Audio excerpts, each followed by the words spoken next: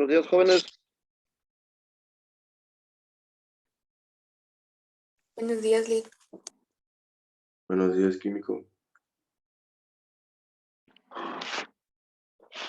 Buenos días, Nick. Buenos días.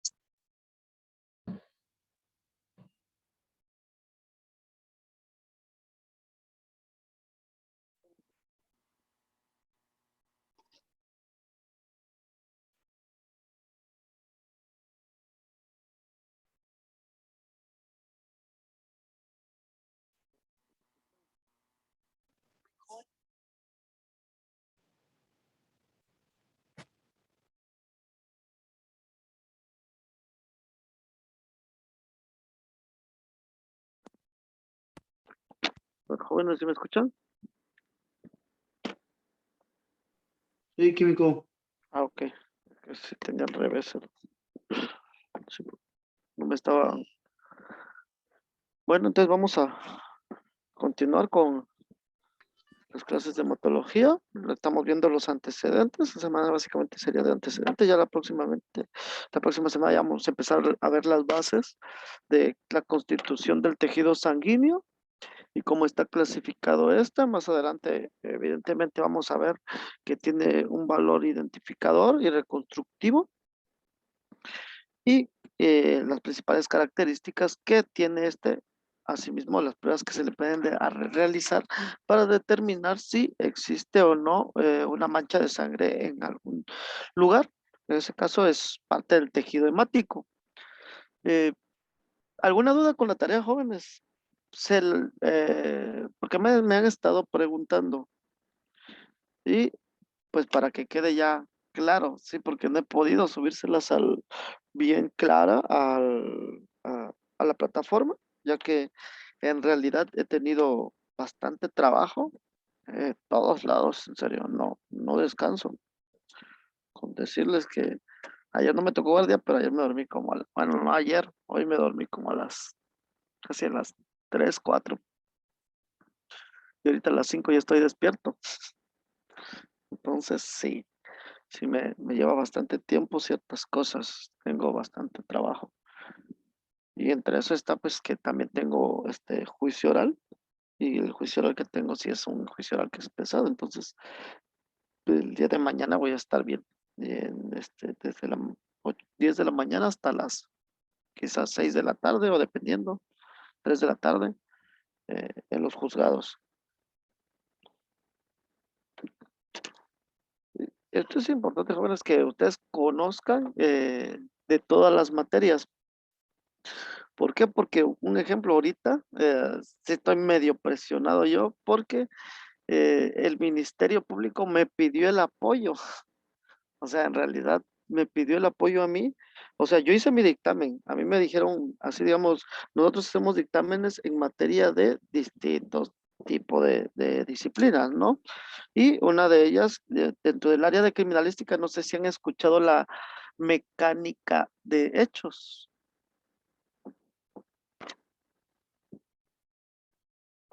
No, es la mecánica de defensa. ¿Alguien ha escuchado sobre la mecánica de defensa? No les han platicado. Ya vieron introducción a la criminalística y todo eso, ¿no? Y ahorita están llevando criminalística. De campo, pero todavía apenas vamos iniciando igual, químico. Ah, ok. Mire, dentro del área de criminalística se hacen distintos dictámenes. Principalmente, pues el área como es, ¿no? Es criminalística y el área se puede hacer criminalística de campo. Entre ellas, pues sabemos que debemos de manejar distintas disciplinas. Entre ellas, una de ellas que es utilizada en las diversas áreas es la fotografía forense. Sin embargo, hay dictámenes, se le podría decir especiales, que no en todos los casos se pide, pero cuando se pide es porque se requiere en realidad de ese dictamen pues es un dictamen mucho más complejo. ¿Por qué es mucho más complejo? Porque se hace un estudio analítico de todo lo que de todo lo que obra en la carpeta de investigación. ¿Para qué? Para poder llegar a una conclusión lógica, coherente y lo más apegada a la realidad. En este caso, bueno, le estoy diciendo a grandes rasgos para que también tengan conocimiento que existen otro tipo de dictámenes, ¿no?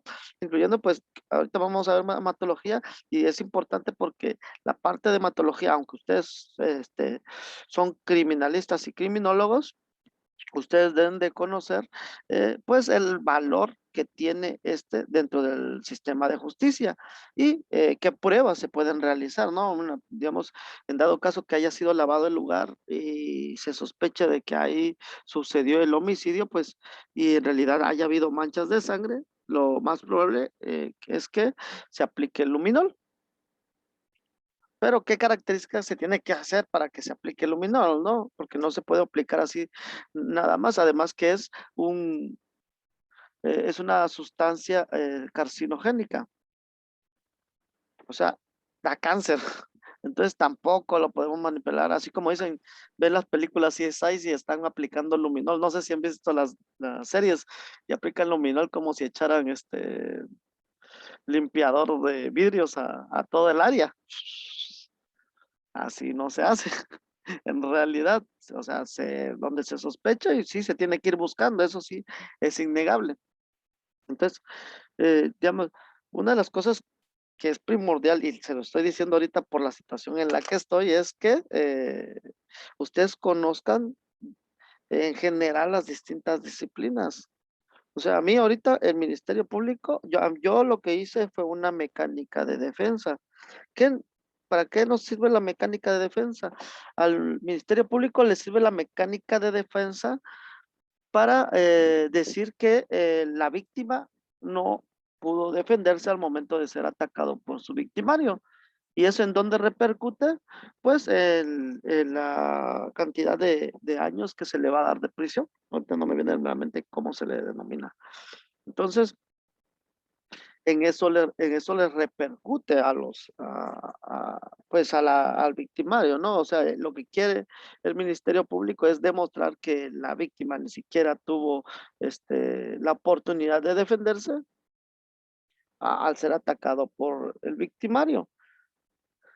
Entonces nosotros hacemos un dictamen que se llama mecánica de defensa. ¿En qué se basa la mecánica de defensa? Nosotros tenemos que leer todos los dictámenes y documentos que obran en la carpeta de investigación. Entre ellos puede estar pues la primordial, ¿no? La criminalística de campo, la mecánica, hay una que se llama mecánica de lesiones, esa la hace el médico. En ocasiones nos piden mecánica de hechos, pues mecánica de hechos, las declaraciones de posibles víctimas, o sea, secundarias que hubiera visto, o inclusive de testigos que estuvieron en el lugar. Asimismo, pues el IPH y dentro de estas, pues si hay algún otro dictamen, se tiene que leer, digamos, un dictamen en materia de identificación de objeto, eh, que sería identificar un objeto y te presenta el Ministerio Público un cuchillo o incluso un agente vulnerante de tipo corto contundente, que es de lo más probable que es un machete. Entonces, te presentan y en base a todo eso, pues puedes decir, determinar, bueno, pues el agente vulnerante fue un machete. ¿Por qué? Porque se encontró que lo llevaba el detenido, la persona que detuvieron, ¿no? Y cómo vinculan o cómo hay ese principio de correspondencia ¿Cómo es que lo van a vincular? Pues que lo más probable que el agente corto contundente vaya manchado pues de tejido hemático. Entonces ya se determina si la mancha de sangre es sangre humana, si es mancha de sangre como tal, si es humana o animal principalmente y pues determinar de manera específica de quién es, ya que sí se puede hacerla en estos casos que ya se tiene al detenido y se tiene el arma del agente vulnerante, una prueba genética, que sí en esos casos sí se realiza, pero por lo regular, cuando se encuentra de manera aislada alguna mancha de tejido hemático, aunque se manda genética, la dejan como que en stand-by, pendientes. Como les dije, los reactivos son caros y no se pueden realizarle a todo lo que caiga, toda la cantidad de sangre que caiga. Entonces, si no hay persona detenida, no hay posible victimario, pues lo que procura la fiscalía es no gastar, no ese reactivo. Entonces, por eso lo deja en stand-by. Pero cuando hay alguna persona detenida y si lo requiere el Ministerio Público, se hace dicha prueba. Esto va consecuente a que a mí me tocó ahorita hacer una fue mecánica de defensa. ¿Qué hago en la mecánica de defensa? Tengo, como les dije, se hace un estudio analítico de todos los documentos que obran en la carpeta de investigación. En este caso, era una persona que fue baleada y se tiene que determinar si al momento que fue agredido por el victimario se defendió o no se defendió. ¿Cómo vamos a nosotros determinar si se defendió o no se defendió? Bueno, ustedes cómo determinarían o cómo dirían, ah, sí se defendió, ah, no se defendió. ¿Qué es lo que buscarían? Si fue con un arma contundente, lo más seguro serían las lesiones en el cuerpo. Por ahí va, sí, por ahí va. ¿Y en dónde estarían principalmente las lesiones si la persona se defendió? Por la parte de Eh, adelante. En la parte de adelante. Mm, Pues no, no tanto. Es que si nos vamos a la parte anatómica, la parte anterior de la anatomía, la parte posterior de la anatomía, pues no. Lo que se busca ahí es que principalmente, pues, que la persona haya hecho gestos o manifestado me defensa ante el ataque. Por lo regular, si digamos, dice usted, supongamos, es un machete, lo primero que hace el individuo es al momento imagínense ustedes, que fueran ustedes, y que alguien viene con un machete y les va a asestar un machetazo. Como dicen, igualmente se viene de frente y les va a asestar un machetazo. ¿Qué es lo que creen que haría alguien, cualquier persona, para defenderse por lo regular? Bueno, pues principalmente si lo alcanza a ver, correr, la verdad. Pero si de pronto ya lo tiene de frente y ya ve que viene el machetazo hacia él, Meter las manos. exactamente, es lo que nosotros buscamos. Que por lo regular cuando te atacan, pues si hay lucha y forcejeo, pues hay rasguños en los antebrazos, inclusive cabellos se les encuentra y eso es primordial al momento de que se hace la criminalística, cómo se encontró el cuerpo. Pero digamos, como dice usted, si es un machete y si me ha tocado, pues por lo regular lo que hacen las personas es anteponer los brazos. ¿Por qué? Porque lo que quieren es que no les asesten el machetazo en el resto del cuerpo, ¿no? O inclusive en las piernas. Entonces, nosotros buscamos lo que son lesiones de tipo contusas, contundentes, contundentes, en lo que son los brazos y antebrazos, principalmente en la cara anterior, porque el movimiento que hace es anteponiendo el brazo para evitar el ataque. E igualmente en las manos. Entonces, todo eso nosotros tenemos que justificar. Muy, muy buen análisis de ustedes, básicamente, pues sí, ya me dijeron qué es lo que se tiene que buscar, ya es lo que nosotros hablamos durante el juicio oral. En el juicio oral a nosotros exactamente nos hace preguntas, esas preguntas nos las hace el juez, o sea, ¿usted por qué dice que? Ah, bueno, porque lo lógico es que cualquier individuo anteponga los brazos ante un ataque, digamos que con un arma cortante, ¿no? Con un machete. ¿Por qué? Porque quiere evitar que el machete llegue pues, a la cabeza o al resto del cuerpo. O querer quitar el machete, pues también quieren agarrar el machete. Entonces, ahí es donde se provocan las lesiones. Y no solamente las armas cortocontundentes, sino, digamos, un bat, que te agarren con un bat, pues también antepones el brazo. Y pues ahí quedan marcas, que es lo que nosotros tratamos de buscar, principalmente cuando se hace la mecánica de defensa. Sin embargo, la mayoría de las veces, en este caso, un arma de fuego no tiene defensa. Pero eso es lo que me competiría a mí como criminalista de campo, a determinar si sí o no. Si dices que no, pues ya no tiene caso que hagas una mecánica de cómo sucedieron los hechos, que si antepuso el brazo, que si hizo esto, ya no, porque recuerden que mecánica es movimiento. Si es mecánica de defensa, los movimientos que hizo el individuo al defenderse, ¿no? Por eso es mecánica de defensa. Entonces, en este caso no, en este caso al que voy a ir, al juicio oral, no hizo mecánica de defensa, no realizó maniobras de defensa el individuo. Sin embargo, pues como les digo, siempre es una triada. ¿Cómo? Es el Ministerio Público, el perito y el agente investigador. Y en este caso, el Ministerio Público me dijo a mí que lo apoyara. ¿Y cómo lo voy a apoyar yo? Dentro de la mecánica de defensa les dije ¿qué es lo que les dije? En base a qué se hace la mecánica, al estudio analítico de todos los dictámenes y diligencias que obran en la carpeta. Y dentro de esas están se llama un dictamen que se llama mecánica de lesiones. Asimismo, pues está la necropsia de ley, ¿no? Y dentro de la necropsia de ley, pues manifiesta en cierto aspecto las lesiones que presentaba el individuo. Aparte de que, digamos, que en ese caso yo levanté el cadáver, yo hice el levantamiento del cadáver, yo lo llevé al CEMEFO y yo vi qué lesión tenía a simple vista, también tengo que analizar lo que dice el médico legista en su eh, protocolo de necropsia, en su mecánica de defensa.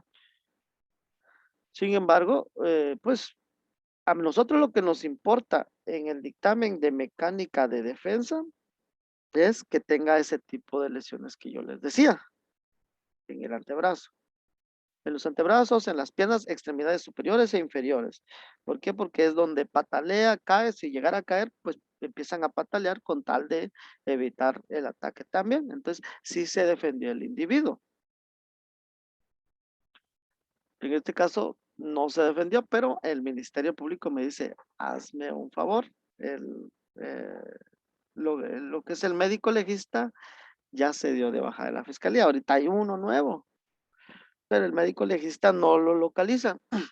Entonces, una de las partes fundamentales para que esté bien cimentado el caso es, pues, los dictámenes del médico. Pero si no está el médico, ¿quién va a decir? El Ministerio Público no puede decir, es que el médico dice esto en su dictamen, sino que como es el nuevo sistema de justicia, el médico tiene que llegar y defender su dictamen. Pero él no va a poder porque no lo localizan. De hecho, dicen que ya se fue de Chiapas, de Tapachula, que no está aquí, que está en el norte. Entonces, a mí me pidió que yo me aprenda su dictamen, el dictamen médico. Pero yo no voy a determinar como médico. Él me va a cuestionar. Por eso les digo que uno no sabe bien, uno siempre que va a un juicio oral, pues te puedes encontrar con mil y un situaciones. A veces vas por un dictamen que dices, no, este está bien pesado y me van a atacar por acá, porque uno sabe las deficiencias o las cosas que pueden atacarte, pues, o no deficiencias, sino donde más pueden insistir en que uno tuvo un error o tratar de que uno caiga en contradicción de lo que ya dijo. En este caso, el Ministerio Público me dijo, mira, tú cómo haces la mecánica de defensa y dentro de la mecánica de defensa yo pongo consideraciones y dentro de las consideraciones yo pongo las lesiones que presenta el cadáver. Y dentro de esas lesiones, pues en ningún momento dice que tiene lesiones en el antebrazo. Y a mí lo que me importa para ese dictamen es, no, pues yo lo que me interesa es si tiene o no lesiones en las extremidades superiores e inferiores. Y si no presenta ninguna de las lesiones ya mencionadas, que son contundentes, contusas, cortocontundentes, equimóticas, de tipo escoriativos, todas ese tipo de lesiones, si no las presenta, pues ya mi dictamen está hecho. Digo que no se defendió. Sin embargo, el Ministerio Público me dice, mira, es que como no está el ministerio, no está el médico, yo hazme el favor, dice, porque si en realidad sí es un favor, yo fácilmente me la puedo quitar al momento de estar en el juicio oral. ¿Cómo me quito la presión de ese tipo de preguntas? Por eso es que uno debe leer bastante y conocer qué es lo que tiene que uno que hacer y qué es lo que no tiene uno que hacer, jóvenes. En este caso, ¿cómo me puedo quitar? Le digo, qué bueno que me dijiste, porque si me hubieras empezado a preguntar durante el juicio oral, lo que yo te hubiera contestado, bueno, pues, licenciado, para mí, yo vengo a defender la mecánica de defensa. Y lo que a mí me interesa es si tiene lesiones de tipo contundente, contusas y toda la serie de características que deben de tener en las extremidades superiores e inferiores. Si no presenta ese tipo de lesiones es que la persona no realizó maniobras de defensa y lo hubiera dejado yo tanto en mal como, ¿por qué? Porque en realidad a mí no me compete decir las demás lesiones, la quien le compete es al médico. Sin embargo, ahorita me dice, no, es que como tú lo metes dentro de tus consideraciones, te quiero preguntar para que también queden en el juicio oral, porque recuerden que el juicio oral, todo lo que se dice queda escrito, queda tanto escrito como videograbado. Y dice, y es que necesito para cimentar bien, pues las lesiones que tiene el individuo, pero yo no las puedo decir, dice, la tiene que decir el médico, pero no hay médico. Entonces mi segunda opción serías tú, dice, y por eso te estoy pidiendo ese favor, porque en realidad yo sé que, pues, a mí me conocen y yo me defiendo a más no poder. Yo para mí fácilmente me lavo las manos diciendo, ¿sabe qué? Las lesiones que tiene el individuo, ni siquiera sé qué tipo de lesiones tiene, o al momento en que yo hice la criminalística de campo, pues la lesión visible que yo tuve fue esta, y ya, y no me meto en más detalles. Pero en este caso, como hice la mecánica de defensa, si sí metí dentro de las consideraciones eso, pues de ahí se va a agarrar el Ministerio Público para que yo diga las lesiones y nada más las mencione. Dice, lo único que quiere es que mencione las lesiones y en qué parte anatómica las tenía. Lo único, dice, porque de ahí, tú no puedes, sí, le digo yo, pues, es lo mismo a lo que yo voy, ahí va el médico, pero el médico no está. Entonces, eso es importante que siempre se estén en contacto con el Ministerio Público y sepan qué es lo que les va a pedir o para qué lo necesita o en qué se pueden apoyar. Inclusive la vez pasada que llevamos la materia de fotografía forense, les dije que también un Ministerio Público me pidió fotografías del lugar. Si no me hubiera dicho igual, pues yo llego y tomo fotografías del lugar, pero a mí lo que me dijo, no, pues es que a mí lo que me interesa es tal cuarto, que cómo está, y dentro de tal cuarto hay un mueble y dentro de ese mueble una libreta. Y esa libreta es la que me interesa, dice. Pero si no nos dicen, si no nos ponemos de acuerdo con el Ministerio Público, sí, entonces es donde entra uno en controversia al momento del juicio oral. Bueno, eso ya me alargué con este tema, pero pues ya es importante. Yo consideré que, bueno, que deben de saber que inclusive existen otros tipos de dictámenes especiales. Está la mecánica de hechos, que no es lo mismo que una reconstrucción de hechos. Jóvenes, ¿sí saben la diferencia entre mecánica de hechos y reconstrucción de hechos? ¿Alguien que sepa? ¿Me están escuchando? No le... La mecánica es cómo sucedió y la reconstrucción es tal cual el área del hecho cuando se suscitó. Por ahí va, por ahí va. Es que la mecánica de hechos en sí la hace el perito. La hace el perito en base a igual a todas las diligencias como corresponden y hace una posible versión, una posible verdad histórica de qué es lo que sucedió, por dónde ingresaron los individuos, digamos el victimario, en dónde se encontraba la víctima, cuál fue la sucesión de hechos que pasó durante el hecho delictivo. Pero todo se hace en base a la carpeta de investigación. Esa es mecánica de hechos. La reconstrucción de hechos es muy distinta porque en esta, bueno, pues también la hace el perito en parte, pero es más que nada, se los voy a poner así para que le entiendan fácil.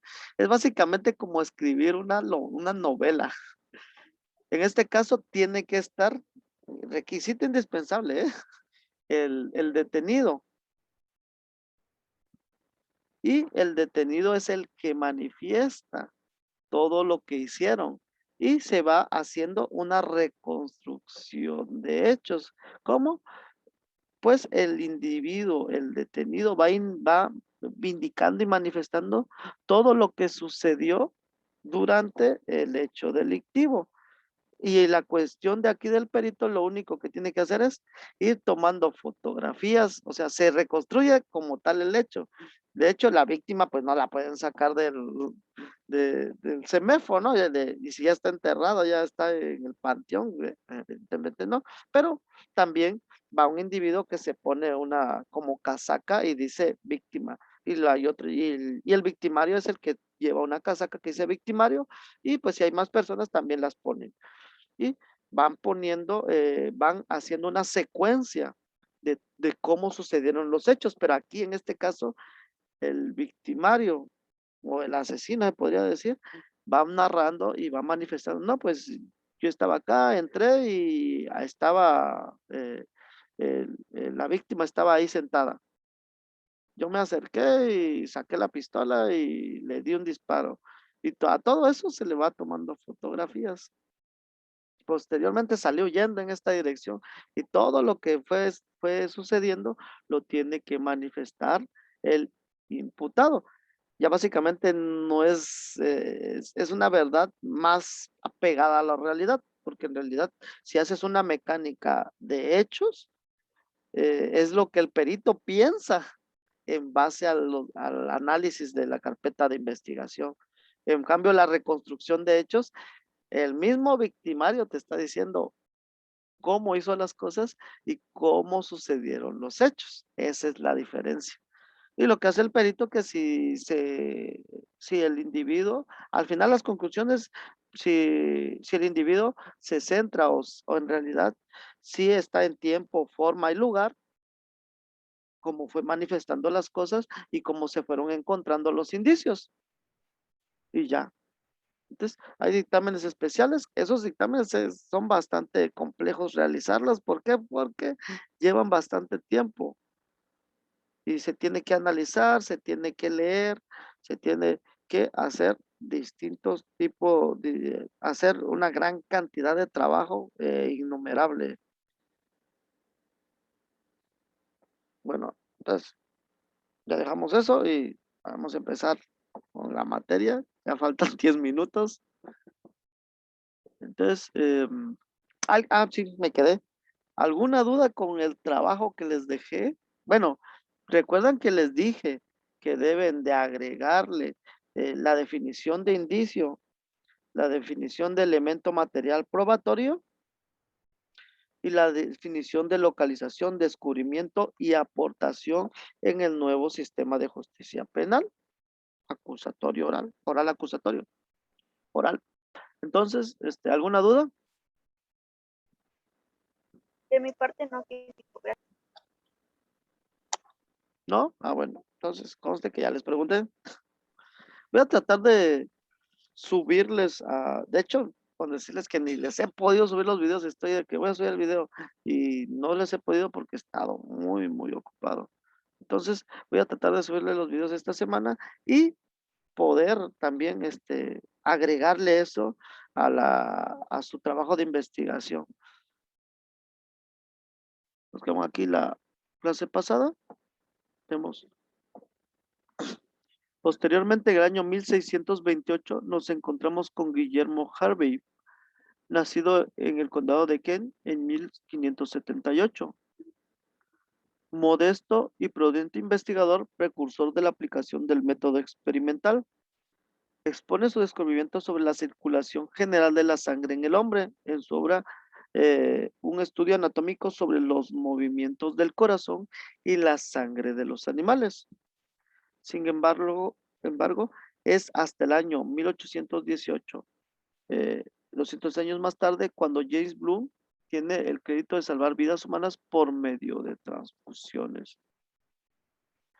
Esto es importante, ¿por qué? Porque las transfusiones sí salvan vidas humanas, debido a pues, que en muchos casos hay un déficit de la cantidad de hemoglobina en el organismo, pero esta cantidad de hemoglobina, eh, ahí vamos a ver más adelante cuál es el problema que en realidad se tiene al hacer una transfusión sanguínea con sangres que no son compatibles. ¿Por qué? Porque en realidad sí existe una repercusión en el organismo. Sí, en realidad sí se le pone sangre de otro tipo a un individuo que inclusive puede llegar a causarle la muerte. Los primeros estudios para la identificación de la sangre surgen en el año 1853, cuando el anatomista Ludwig Teichmann de Croacia observa que la sangre tratada con ácido acético formaba cristales característicos, a los que le da el nombre de cristales semínicos, que más tarde son designados como de Teichmann, que son, existe una prueba que se dice los cristales de Teichmann, los que no se forman en presencia de metales oxidados o con sangre expuesta a 140 grados centígrados. Y lo que tenemos aquí es una imagen de la estructura de la hemoglobina dentro del eritrocito. Existe la hemoglobina. Y la hemoglobina es una proteína que transporta el oxígeno a las diferentes células del organismo. ¿Cómo lo transporta? Si observan, ahí dice Fe2. Ese Fe significa hierro o fierro, ¿no? Que es lo mismo. Y ahí es donde se pega el oxígeno. Es una proteína que presenta un núcleo central de hierro y es donde se pega el oxígeno y es transportado a las diferentes células para su funcionamiento principal.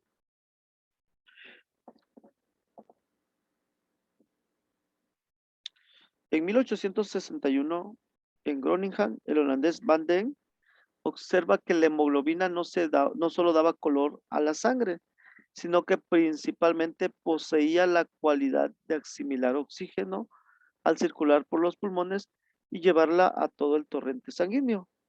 Por lo tanto, la hemoglobina estaba en condiciones de absorber oxígeno, pero también de liberarlo.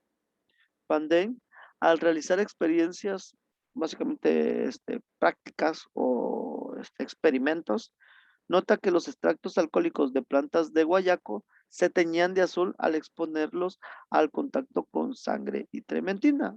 El tinte azul se debía al oxígeno y no se producía en ausencia de sangre. de donde infirió Van Dijk que la hemoglobina de la sangre liberaba oxígeno de la tremendina y lo pasaba al guayaco. Y pues esa era principalmente la reacción que había un cambio de coloración, una coloración azul, un tinte azul. El alemán Schoenbein en el año 1863 descubre otra prueba similar al observar que la hemoglobina tenía un fermento mediante el cual el peróxido de hidrógeno producía espuma blanca, catalasas que hidrolizan el agua, que hidrolizan el agua oxigenada liberando oxígeno y agua. Más tarde comprobó también que esta reacción no solo se obtenía con la sangre, sino también con otros oxidantes. Y no sé si se han puesto, cuando se han raspado, se han puesto agua oxigenada, jóvenes. ¿Alguien? Sí, empieza así como que burbujear en la Exact- piel, donde está la herida. Exactamente. Cuando hay un raspón, una herida, ¿a qué se debe esto? No se debe en sí a la herida, sino que la herida que tiene sangre. Y lo que pasa que el peróxido de hidrógeno, el peróxido de hidrógeno es el agua oxigenada, es su nombre químico. El peróxido de hidrógeno lo que hace es que tiene peroxidasa, se llama, y estas peroxidasas reaccionan con el oxígeno, liberándolo, precisamente como dice que liberan el oxígeno. Y por eso se forman esa especie de burbujas. Es como si le soplaran digamos, a la espuma, al jabón, agua de jabón. Es que si se le sopla mediante un dispositivo, pues se forman burbujas. Pues básicamente es el mismo mecanismo al momento de agregarle el peróxido de hidrógeno a la piel que la reacción que hace es generar espuma. ¿Por qué? Porque se libera oxígeno. Es como si soplara, ¿no? Se libera oxígeno y al liberarse este oxígeno se genera el burbujeo. Entonces, esta es una prueba que se le puede realizar a alguna posible mancha que nosotros encontremos para posiblemente disminuir el rango de probabilidades de que si es o no es sangre. No sé si me doy a entender. Sí, jóvenes, porque como lo dice ahí, dice, más tarde se comprobó también que esta reacción no solo se obtenía con la sangre, sino también con otros oxidantes. Existen otro tipo de sustancias, digamos, que al agregarle el peróxido de hidrógeno, digamos, en un área donde haya cloro, calidra, en donde hay ciertas plantas especiales que aparecieran que tuvieran igual como manchas de sangre, se da mucho en las plataneras. Y si se le agrega el peróxido, también burbujea, pero es porque hace una reacción oxidante con la sustancia que tiene pues en esa planta. Sin embargo, no quiere decir que esa mancha roja sea sangre. A estas se le llaman pruebas presuntivas. ¿Por qué? Porque posiblemente se presuma que haya sangre. Sin embargo, no se está verificando completamente que lo que está ahí es sangre. Como le digo, nos puede disminuir el rango de probabilidades. Si se le agregamos a la sangre lo que es peróxido de hidrógeno, siempre, aunque ya esté seca, se va a hidratar y va a liberar oxígeno, generando esta cantidad de espuma. Pero sin embargo, como podemos ver ahí en la imagen, si se dan cuenta, hay un burbujeo.